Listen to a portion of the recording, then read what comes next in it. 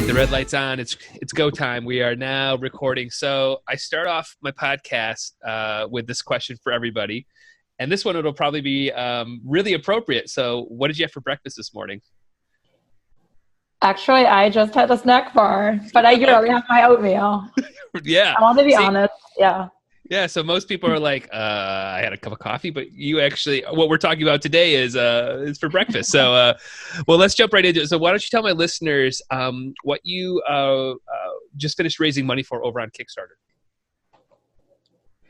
Sure. Yeah. So I will introduce my project first. So my project is called Crave Natural. It's a type of functional oatmeal that's not only low sugar, high protein, high fiber, but it also helps you achieve your wellness goals, such as improved energy, better skin health, relaxation, and brain health. So the ingredients actually are scientifically validated and designed by our dietitians. And the oatmeal, the recipes are all inspired by traditional Chinese recipes. So they're very delicious. And we have some very trendy flavors like taro bubble tea flavor and black sesame flavor. So they're delicious and they're really healthy and they can help improve your wellness. And That's very cool. Yeah. Yeah, very, very cool. Yeah. So where does sort of the start of this idea come from for you to start working on it? I mean, how did you decide to get in the oatmeal business? Sure. Yeah. I had this idea when I worked in my previous job in consulting. I worked for the Boston Consulting Group, and I was just constantly feeling overwhelmed by work and felt really tired all the time. And I remember there's this traditional Chinese food, black sesame soup, that my mom used to make me that always made me feel so full all day and just full of energy. And I couldn't find it anywhere. And I know this food is really good for me. So I started experimenting in my kitchen. And then I brought it to my coworkers who all loved it. And I saw this as an opportunity to introduce something that's healthy and also functional to the market.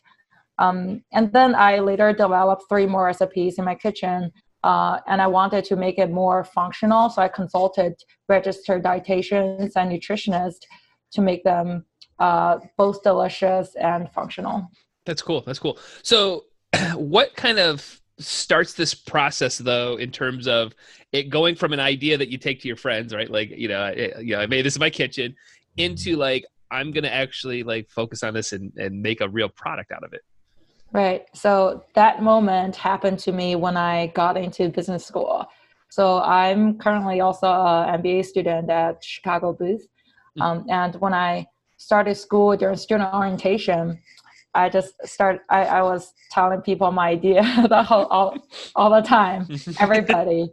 And there's this one guy who is now my partner, thought this was a really cool idea. And he had some experience working with other people in Canada and China about similar products.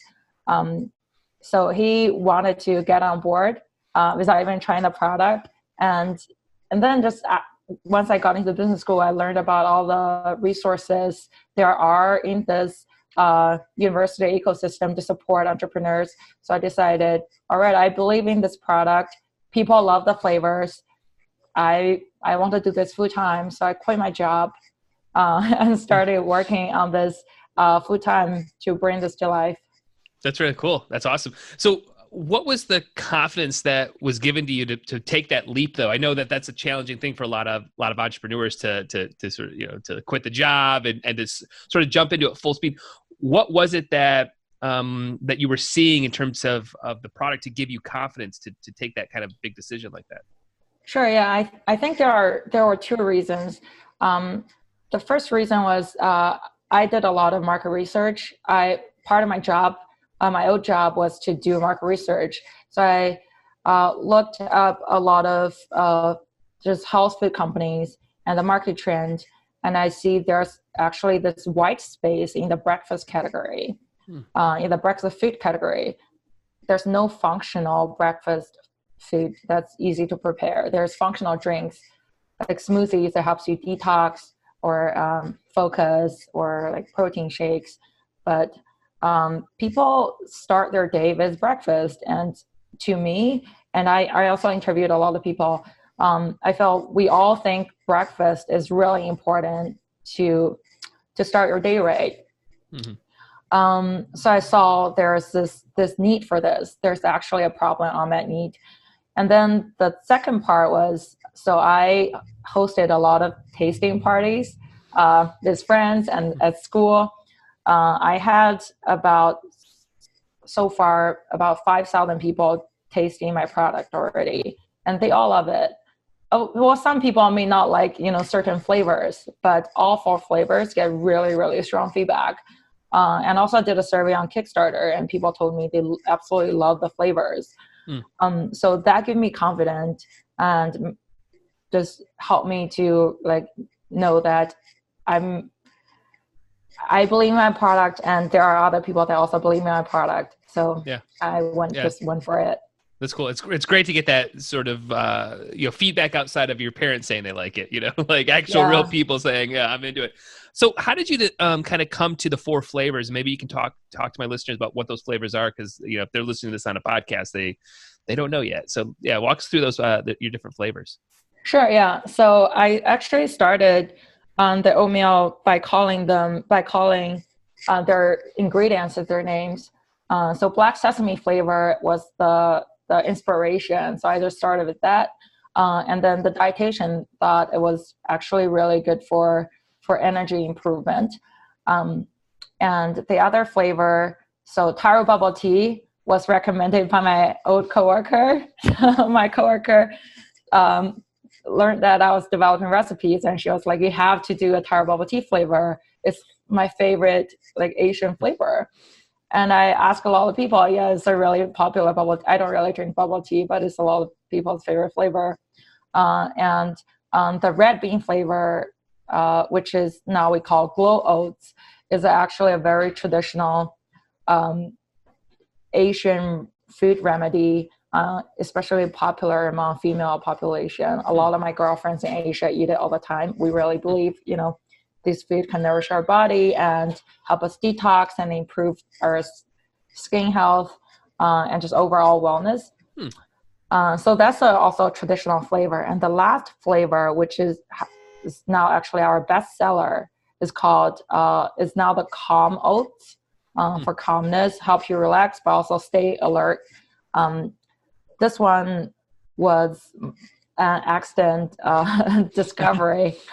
I like to put soy milk in my oatmeal, and then I thought, why don't I just create a soy milk flavor, like a vanilla soy milk flavor oatmeal? And then we added turmeric, cashew, and some hemp seeds, these ingredients to help you feel more calm, but also stay alert.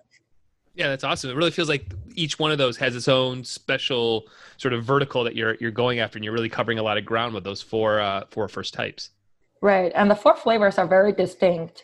And then we decided on the functions. It was kind of we kind of did it reversely. Luckily, I did research recently that shows these are actually the top functions people are looking for. It's not the bottom function, nobody cares. So that was lucky, but it started with the flavors. Yeah, that's very, very cool. Now, what's the process for a product like this, for I guess FDA, and I don't really know what other things, but what do you have to go through in terms of process to be able to start selling a food product like this? Right. So I didn't have any experience in the food industry. So that was my biggest question. I did a lot of research and consulted a lot of people. So we had to make sure that we work in a facility that's inspected by the health department. All the workers needs to have relevant certificates. So I actually took a training and got the food safety manager certificate. So did my partner. And my boyfriend and his wife all got fruit handler licenses, so we can all work on this. Yeah, right. Make sure the process is done right. And the commercial kitchen. So we right now we're renting a commercial kitchen, which has all the food related and health licenses. And once we go to a co-packer, they will have the licenses to make sure that the products are good for retail sales. Wow, that's really cool. That's really cool. So what's, through this like process, how long was this from start to finish in terms of coming up with the initial idea to, renting a kitchen, right? Like how long of a process are you looking at right there? So it has been a year. I had this idea in April last year, exactly Wow. a year. And I rented my kitchen pretty early on to just do R&D. I want to make sure that when I did all the tastings, I was providing safe food. Right. So I found this commercial kitchen in June last year, and just started renting it out 24 hours every week on a Sunday, whole 24 hours. We don't use it all, but we've been managing, it pretty well, managing the capacity. That's cool. That's cool. Yeah. So during this process, this like last year, what's been the biggest thing that's kept you up at night? I felt the biggest thing was, why am I not making progress fast enough? I felt this is a question that a lot of entrepreneurs really in our head all the time. It's when we're in this process, we want to see results happen as soon as possible, but in the real world, it doesn't work that way. Sometimes when I reach out to a grocery store, it will take a few weeks, a couple of months, 20 phone calls maybe to actually start test sell in their store. So every night there might be something different, but I'm always like, oh, I wish I can, get this done sooner. I wish I could get my packaging produced sooner. But I felt like looking back, I felt I made a lot of progress in the past year. Yeah. It's just, while I was in the middle of it, I was always just have this sense of urgency to show some result and progress. But I felt like as long, like now I'm more chill about it. Well, you have to eat some of the one oatmeal, right? Like the coffee oatmeal, right? You gotta eat more of that. Right. So that helps a lot, actually. Yeah. Just kidding. So, I feel I just work on this every day and make sure that everything is done right, and try to focus on the process instead of the result. And results happen naturally. So recently, actually yesterday, I just heard from Whole Foods who are really interested in our product and want to move to the second round of the product review. So I felt pretty hopeful about that. That's awesome. So, Thank you. One of the things too, I think, in the entrepreneur world, when you're putting a product together, is how do you manage knowing what you don't know, right? Like, so, I can speak for myself. I'll figure it out. I'll Google it. I'll learn about it. But like at some point, you probably got to find experts, even in like going into big box retail, like you're mentioning, like navigating the Whole Foods water, the Costco waters, the Kroger waters, whatever it might be. How do you sort of manage when you know you need help and when you can do it yourself? Right. So that's a really good question. I'm still learning about this. I felt I always try to learn as much as I can by myself first before I try to find anyone to talk to.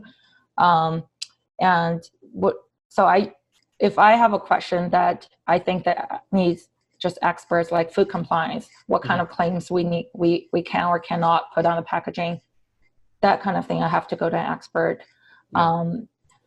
If there's like some industry experience things, such as how do I approach a grocery store? How do I approach a distributor? Which happens first? These type of things, there aren't really many answers on the internet. I would do some digging first myself, trying to see if I can find their information, and basically just cold call or learn by doing myself. And then I always try to talk to people, other food entrepreneurs, people that have a lot of experience in the industry. I have a couple of really good mentors that has given me a lot of advice in terms of that. So one of my mentor who is the founder of Prayer City Bakery, bakery products that's in all the Walgreens stores.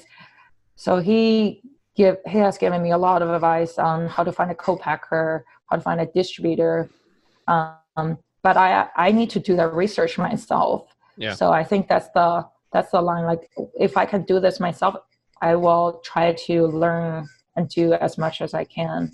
Sure. And then bring questions to the people that I can consult. Yeah, it makes sense. It makes sense. So where does running a Kickstarter campaign start to fit into this equation? Because a food product is typically not what you see on Kickstarter a lot. And you don't typically see a lot of them successful, which is one of the reasons I reached out, because I'm always fascinated by a food product that's successful. So where does this start to fit into the narrative of like, hey, we should do Kickstarter for our product? Sure. Yeah, that's a really good question. So it's the main motive, actually. The first motive was to see if we can actually get traction outside of the demo events we get, if we can get traction online from just average consumers. So to really test the product idea, that was our like very first reason to run a Kickstarter campaign. And then another reason why we did it during this period of time, February to early April, 45 days, was because I'm also in a startup competition at University of Chicago. So we're competing this spring right now. And I wanted to show some momentum we got. And especially after the lockdown, it's just really hard to do some testing and show momentum. So I thought Kickstarter is actually a really good way to show that people are just buying this idea without even trying the product. And also, it was really helpful for me to gather some feedback and data from these backers. Very cool. Very cool. So we haven't really mentioned this yet, but so your campaign raised over 10 grand. So you hit your goal. You had about 171 backers. So you had, which is, I think I would agree. I would say that that's a good number in a food product. The 171 backers is what I would be like, wow, again, without testing it, and again, a little bit of a square peg round hole on the platform itself. So you guys still did really well. So what was some of the metrics maybe that you were looking for internally before you hit the launch button? Was there like a social media follower count you wanted to hit? Was there emails that you wanted to have? What was happening, before you launched to become successful? Like, what were some of the metrics you might have been looking for? Before we launched the campaign, the main goal is to get feedback from the backers. Which I achieved. So I sent out surveys and got a really high response rate and a lot of verbal quality feedback about the product and suggestions from backers. So that was a goal that's achieved. Another goal was to get more social media followers and website visitors. So we kind of overachieved that goal. We barely had any social media followers before because I didn't really have time to create and to invest in social media. Now I started generating more interesting content because we have a nice like a little community on Instagram. Another thing is after I launched the Kickstarter campaign, we attracted a lot of backers to our website. So the website product, so we were selling our oat products on our website at the time, and then they sold out really quickly because after people backed the campaign, they would check our website and buy some products. So that boosted our sales too.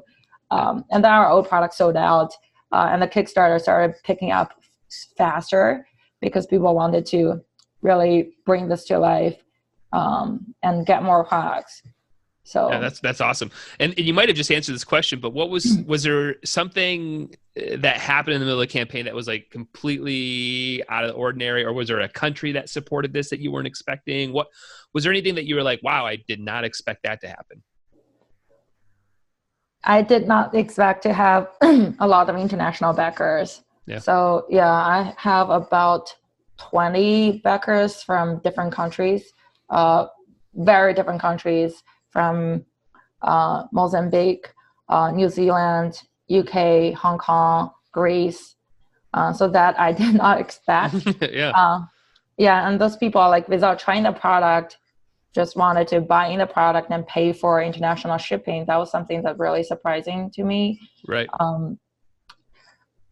Another thing is I didn't expect people to be just so supportive on Kickstarter. Like, after they try the product, they would send me really nice emails about how um, they are rooting for me, how they believe in this product, and just encourage me to keep doing what I'm doing. So that, I think, is something that it's a really nice surprise. Yeah. Yeah. I agree. I always try to tell clients, like, it's not just getting money. It's all these Right. other things. It's like the money is nice. I'm not denying that, but it's about building this community and getting this support of people who, like, just want you to succeed. Like, and there's that has its weight in gold, in my opinion. So, and they're the ones telling their friends, and, they're the ones at a party going, man, you got to try this oatmeal. It's so good. It's like, you can't buy that. It's awesome. Right. That's invaluable. Yeah. So, with a product like this, what was some of the internal conversations around how do you present this on a Kickstarter page with photos, videos, without somebody tasting it? How do you sort of tell your story, for this type of product? Like, what were you trying to achieve with your visuals? So it's, for a food product, it's hard to really tell people, how it is without letting people try it. We try to tell the history, the story behind these recipes and ingredients, the Asian aspect behind it, and also the purposeful eating, like food is medicine mindset behind it. So that's one thing. Yeah. And another one is to describe the flavor. I tried as hard as I can to describe. We actually have the flavor profile on the Kickstarter page to describe what this taro bubble tea tastes like. What a lot of people can imagine what a black sesame oatmeal would taste like. It's actually a really toasty, nice taste. A lot of people message me. I love everything about black sesame. Those are the people that have tried maybe black sesame ice cream or black sesame milkshake from Shake Shack.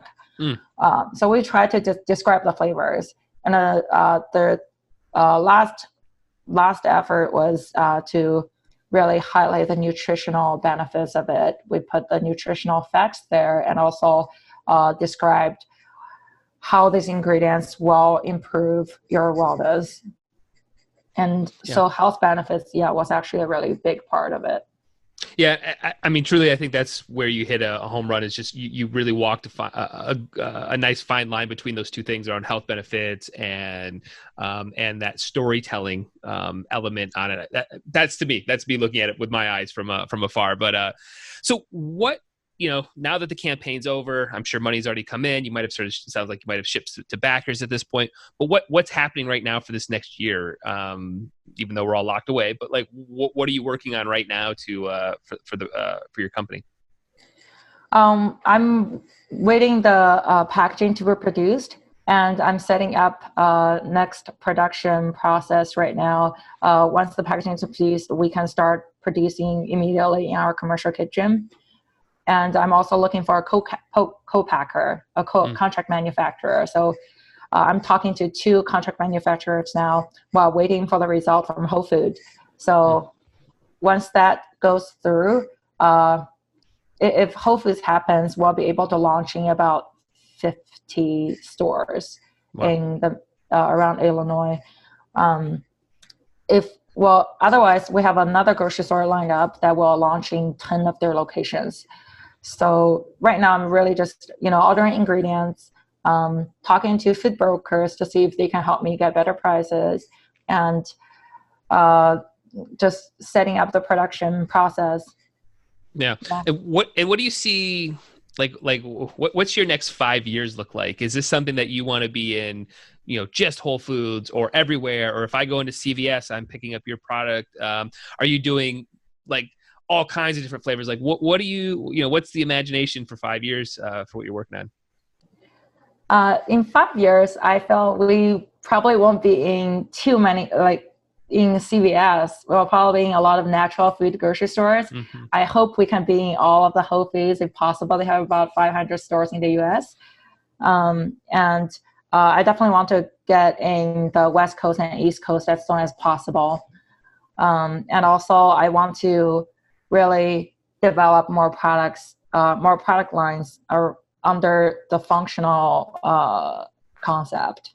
Yeah. Like more products under energy, more products under glow, and maybe another product line for improved digestion. This is actually a really, really hot category that I hope to get into as soon as possible. And also making the product more ready to eat, having different kind of packaging. So really to make the core product more robust, building different kind of products around the functional aspect is my goal. Yeah, very, very nice. So I've been ending all the podcasts recently with this new thing since everybody's locked in. So we're going to do it's almost like a lightning round. I'm just going to ask some questions outside of crowdfunding, Kickstarter, digital marketing. Sure. So let's jump into that. So what are you currently watching on the old TV there? What's catched your eye? I'm watching Younger on Hulu. What is it? It's called Younger. Okay. Yeah. It's about a 40-year-old woman trying to be 26-year-old for a job and just living a 26-year-old life. Is kind of fascinating. Even though I'm still in my 20s, it's interesting to see. Yeah. Well, maybe the wife and I will try that out tonight. We're always looking for something new to watch. It's all right. addicting. Okay. All right. Yeah. How about like a movie? Has there been a movie that you've watched recently? A movie, I haven't watched any movie recently. Something I really want to watch is the Great Gatsby. Yeah, on my list. Maybe tonight. Okay. All right, there you go. Maybe tonight. How about, is there a book that you've read recently? A book might be my textbook. So yeah, I haven't read a non-textbook for a while. It has been just, all educational at this point. All right. How about, is there a podcast you're listening to outside of, obviously you listen to all this podcast, but any other podcast that catch your ear? How do I beat this? Okay. How I do this? Yeah. Yeah. That's a good one. I really like that podcast. I felt it's nice listening to other entrepreneurs' stories, especially in the beginning, in the dark days. That's something that can, make the day a little brighter. Are you familiar with the podcast Startup by Gimlet Media? No, not really. Yes, you. I would, if I was a betting man, I would say that you'll truly enjoy it. It's literally startups' journeys. They follow companies around. They follow them through raising venture capital, the ups and downs. There's tears, there's therapists involved. It's solid because it's exactly what you go through. I would strongly recommend. Yeah, it really should be at some point. And they just got acquired. Gimlet Media got acquired by Spotify. Cool. I think it was like 6 months ago or so. But their startup podcast is excellent. I strongly recommend it for all entrepreneurs to listen to.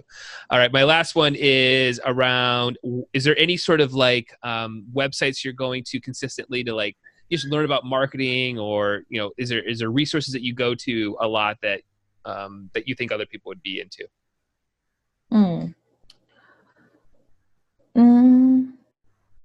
That's a very good question. I'm just thinking, I go to a lot of websites, and so let me just pull up a few.